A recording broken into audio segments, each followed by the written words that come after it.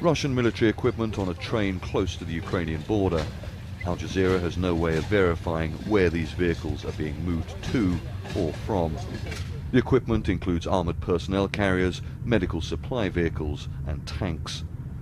The Russian military insignia and number plates have been removed or seemingly painted over. We drove out of town to an area where we had heard there was a makeshift military camp. Across the fields we noticed clouds of dust in an area around what looked like a farm.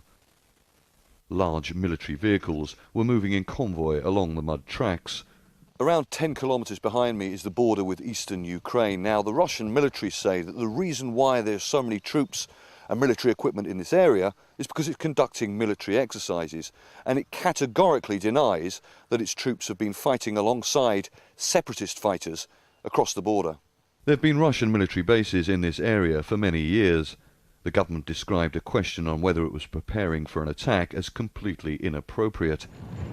The army has recently been conducting exercises around 1,000 kilometers from here. And NATO has been conducting its own exercises at the same time in northern Sweden, Norway and Finland.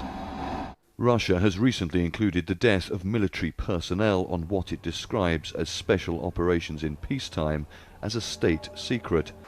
Disclosing details about a soldier being killed could now put you behind bars. The government says the law has nothing to do with the conflict in Ukraine. And a recently released report details what it says is proof the Russian military is operating in eastern Ukraine. One of the authors of that report, opposition leader Boris Nemtsov, was shot dead in Moscow before it was published.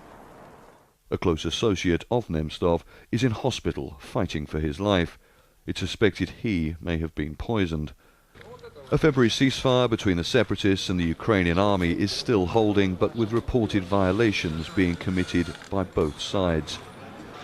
And Russia says it has the right to conduct military maneuvers wherever it wants in its territory, despite the sensitivity of the time and place.